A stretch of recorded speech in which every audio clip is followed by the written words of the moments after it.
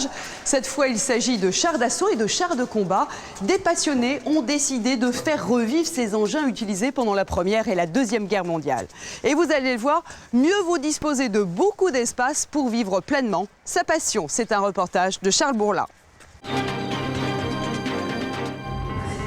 Voici Patrick Néran. Pendant la semaine, il pilote des avions de ligne comme celui-ci. Et quand vient le week-end, on le retrouve au volant d'un autre genre d'engin, comme ce semi-remorque de 44 tonnes. Je conduis tout, hein. Je crois qu'il y a des gens qui sont faits pour conduire, d'autres pour écrire, d'autres pour...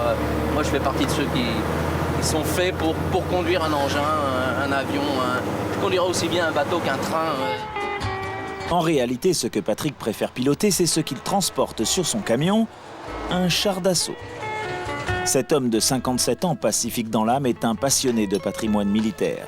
Alors, quand il met son casque, ce n'est pas pour faire de la moto, mais pour conduire son M24, un char américain de la Seconde Guerre mondiale. Mais un char, c'est dangereux et cela peut provoquer des dégâts. Alors, pour vivre sa passion, Patrick est obligé de l'utiliser sur un terrain privé. Et là, il s'en donne à cœur joie.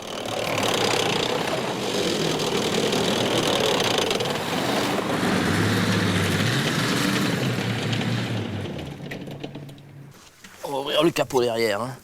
Il a chaud, l'animal, là. Parlez-nous un petit peu de ce tank.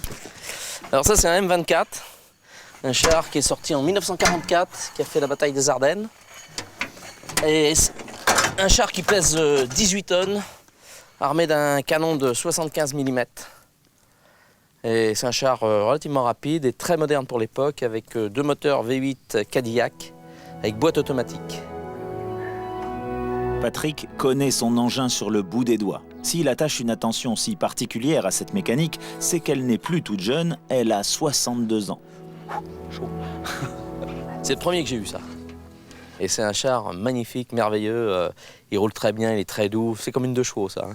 Ça passe partout, on sent rien. Une 2 chevaux qui consomme tout de même 280 litres de super au 100 km et qui est toujours considérée comme une arme de guerre. La possession et l'utilisation de ce char est donc soumise à autorisation préfectorale.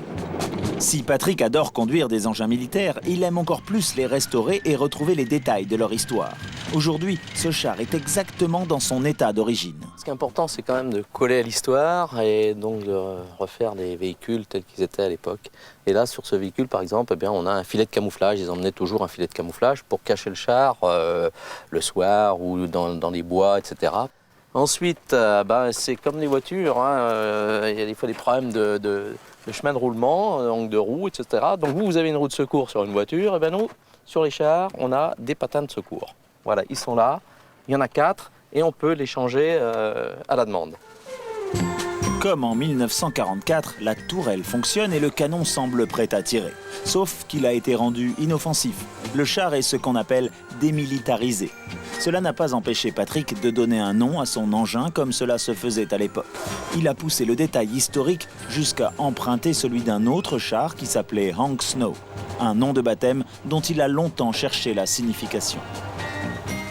Alors je me suis posé la question et depuis quelques temps, très peu de temps en fait, je sais à quoi ça correspond. C'est le nom d'un chanteur noir américain de l'époque.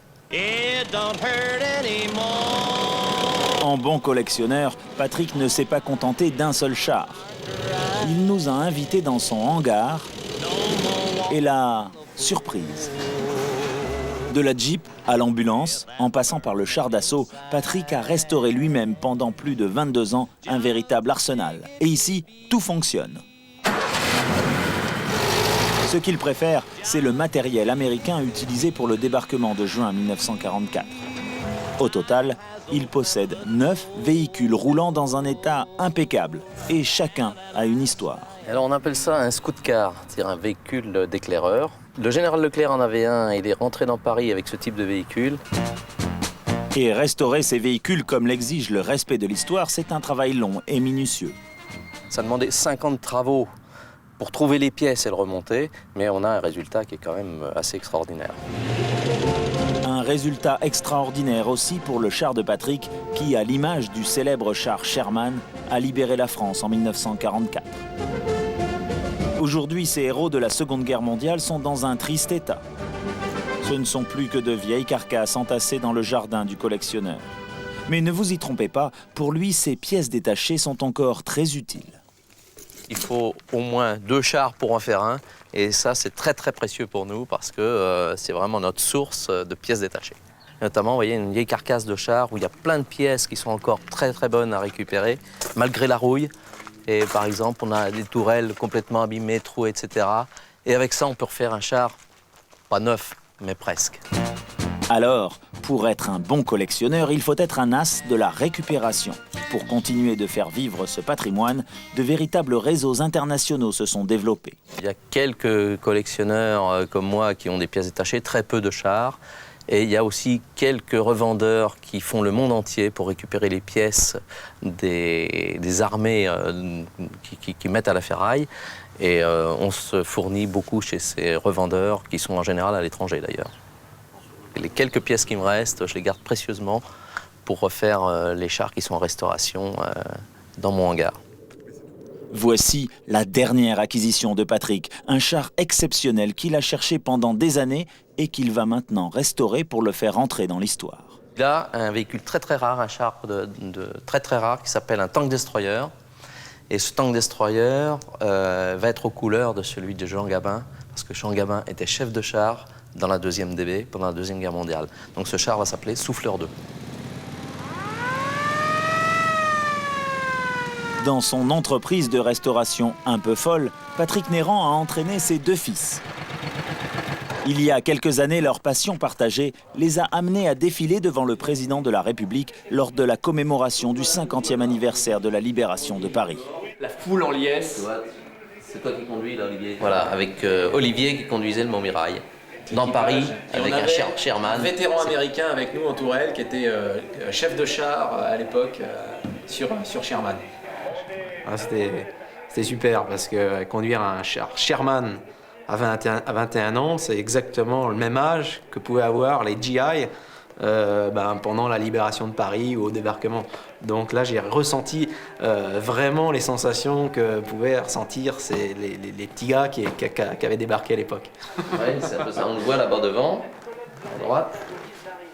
Ouais. On va le revoir, voilà. On va me voir en gros plan après sur... voilà, ici. On voit bien que je conduis le char, là, voilà. C'est très important de restaurer ces matériels parce que c'est un patrimoine automobile, c'est un patrimoine industriel et pour les générations futures, tant aussi pour les personnes qui ont participé à ces événements, anciens combattants, victimes de guerre, il est important de conserver ce devoir de mémoire. Ceux qui restaurent ce patrimoine nous évitent d'oublier les heures sombres de notre histoire. Et ce matériel militaire trouve ainsi une autre fonction, totalement pacifique cette fois. Nous voici arrivés à la fin de la première partie de La France en héritage. Je vous retrouve vers 19 h pour aller à la rencontre d'autres passionnés du patrimoine. Certains